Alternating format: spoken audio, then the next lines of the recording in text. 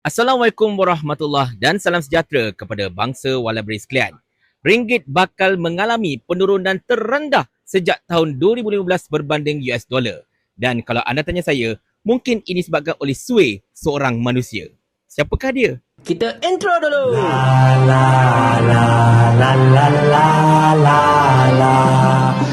Cerita macam ni tuan-tuan dan puan-puan sekalian. Kita semua tahu betapa ringgit Malaysia pernah mengalami penurunan yang sangat-sangat dahsyat, bahkan mencatatkan angka yang terendah nilainya berbanding US dollar sejak tempoh 26 tahun pada tahun lepas. Dan pada ketika itu, segala kata-kata Datuk Seri Anwar Ibrahim yang mengatakan bahawa, oh, kamu tak pandai jaga negeri ini, ringgit lemah dan sebagainya kan. Benda-benda macam tu memang menghantui kerajaan Perpaduan Madani ini. Jadi di parlimen saya kata harga import naik sebab apa? Sebab ringgit jatuh. Sebab apa ringgit jatuh? Sebab hang tak reti jaga negeri ini.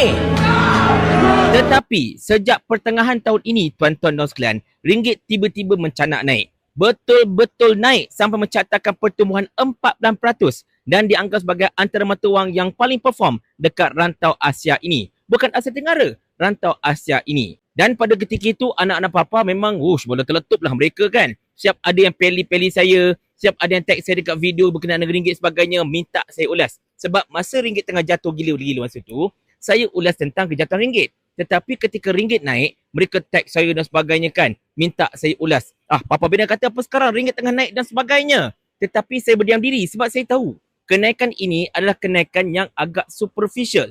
Kenapa saya kata superficial? Sebab sampai sekarang dasar ekonomi kita masih lagi tidak menentu. Yang keduanya, kita punya performance dari segi FDI, ekspor dan sebagainya masih lagi belum betul-betul konsisten. Bahkan FDI kita tak meningkat pun. Dan ekspor kita pada September menurun 0.3%.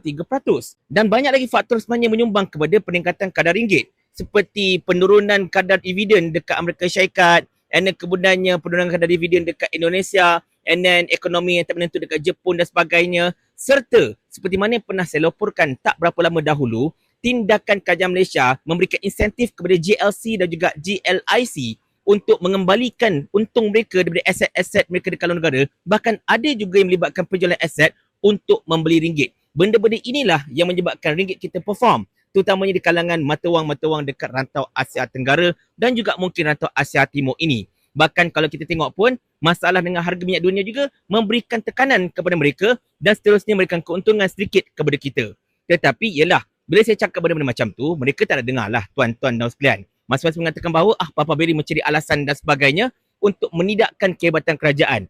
Mana tidaknya tuan-tuan dan sekalian, semua pimpinan kerajaan, Datuk Seri Anwar Ibrahim, Rafizi Ramli terutamanya, duk melambung kata, oh inilah hasil daripada kestabilan ekonomi kita, ekonomi makin meningkat, nampaknya dasar-dasar kita telah bertemu dengan kejayaan dan macam-macam lagi. Padahal macam saya selalu kata, negara kita masih lagi tidak ada dasar yang betul-betul kuat. Dan hanya tunggu masa saja ringgit ini akan bounce balik naik ke atas dan kemudian kita punya nilai ringgit akan kembali merudum. Tunggu masa saja dan benda itu berlaku pada bulan ini tuan-tuan dan sekalian. Di mana menurut akhbar The Star, ringgit kita dijangka mengalami penyusutan lebih daripada 6%, iaitu yang terteruk sejak tahun 2015. Ini ekoran daripada ketidaktentuan pasaran menjelang auto pilihan raya Presiden US dan sekarang US tengah kaji balik dividen mereka. Jadi sekarang ini para pelabur mengambil pendekatan berhati-hati dan mereka standby untuk kembali masuk ke dalam pasaran US. Dan dalam banyak-banyak mata wang yang tengah perform teruk pada ketika ini, hanya yang Jepun saja yang lebih teruk daripada kita. Yang lain-lain semuanya berada di atas kita, tuan-tuan dan puan-puan sekalian. Dan benda ini juga tidak dibantu dengan kekeringan hasil daripada JLC, JLC yang tidak lagi mampu untuk beli ringgit, untuk orang kata apa, menstabilkan ringgit dan sebagainya.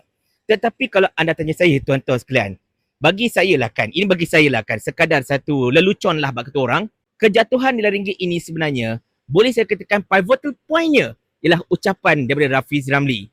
Iaitu pada satu ketika, Rafizi telah mengeluarkan kenyataan betapa kestabilan ekonomi, peningkatan ekonomi ini menjadi pemangkin untuk ekonomi yang lebih bagus pada masa akan datang dekat negara kita ini. Bermula pada detik itulah, pada ketika itu ringgit berada pada kadar RM4.11 untuk setiap dolar. Kemudian daripada detik itu ringgit menurun dan terus menurun sampai sekarang ianya berada pada kadar RM4.39 untuk setiap dolar Amerika Syarikat dan dijangka akan menurun lagi. Bahkan ramai-ramai daripada pakar-pakar dekat negara kita meramalkan ringgit kita akan berada pada kadar RM4.25 pada hujung tahun ini.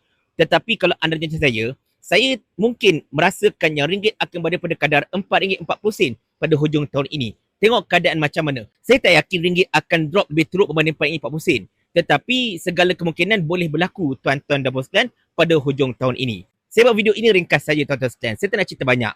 Cuma saya nak kabarkan kepada anak-anak papa, kenapa kita duk bising pasal ringgit? Kenapa kita duk memekak setiap kali ringgit jatuh dan sebagainya kan? Sebab Perdana Menteri kau tu ketika dia menjadi ketua pembangkang, dia kutuk kerajaan terdahulu. Dia kata ringgit jatuh kerana hang tak reti jaga negeri ini. Tetapi bila dia jadi Perdana Menteri, ambil kau, ringgit jatuh lebih teruk berbanding dengan zaman Ismail Sabri dahulu. Dulu Ismail Sabri jatuh sampai RM70 macam tu lebih kurang kan. Oh, memekak bagian arak. Dan sekarang ambil kau ubat. Lepas tu bila ringgit naik balik, oh memekak kata ibat kita hebat dan sebagainya. Padahal kita khabar dah, benda itu cuma superficial. Benda itu tak kekal lama. Bila keadaan kembali okey dekat Amerika Syarikat, kita akan kena balik dan macam-macam lagi. Tetapi itulah, sedikit demi sedikit, apa yang saya dan rakan-rakan saya macam Waiver katakan, mula menunjukkan kenyataan. Tetapi macam saya selalu kata, saya tak suka sangat kalau ringgit kita jatuh.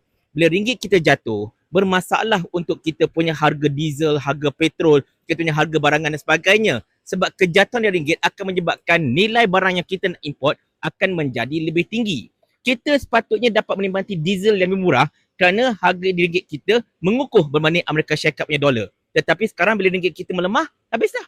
Memang harga diesel yang flat tu, yang dekat pasaran tu akan jadi mahal dan ini akan menyebabkan peningkatan harga diesel. So, kita tak dapatlah berasa untuk dapat diesel harga RM2.80, RM2.70 dan sebagainya. Mungkin selepas ini, harga diesel akan meningkat jadi lebih RM3 dan sebagainya. Wallahualam bisawab.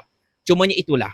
Segala-galanya, titik tolaknya, perubahan angin ini daripada duk mengukuh kepada merenah melemah ini, bermula sejak detiknya Rafizi duk gloating, kata, oh, ekonomi negara makin bagus dan sebagainya. Engkau ni buat sway lah Rafizi masalahnya kan. Memang serius buat sway. Minta maaf cakap lah. Tetapi itulah dia tuan-tuan dan puan sekalian. Satulah pesanan saya kepada anak papa macam saya katakan tadi. Kalaulah nilai ringgit jatuh dan orang kutuk, jangan marah. Itu kerana Perdana Menteri kau tu dulu duk kutuk orang lain macam orang lain tak reti jaga negara. Belum kita cerita tentang Muhyiddin naik, harga barang naik. Ismail Sabri naik, harga barang naik. Anwar naik, barang turun. Nilai mata wang turun. Muhyiddin, ringgit jatuh. Mai Sabri, ringgit jatuh.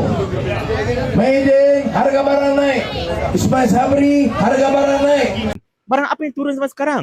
CPI kita meningkat, harga barang makin mencanak tinggi dan sebagainya. Dan ini belum lagi dengan pengenalan cukai-cukai yang bakal diperkenalkan pada tahun depan.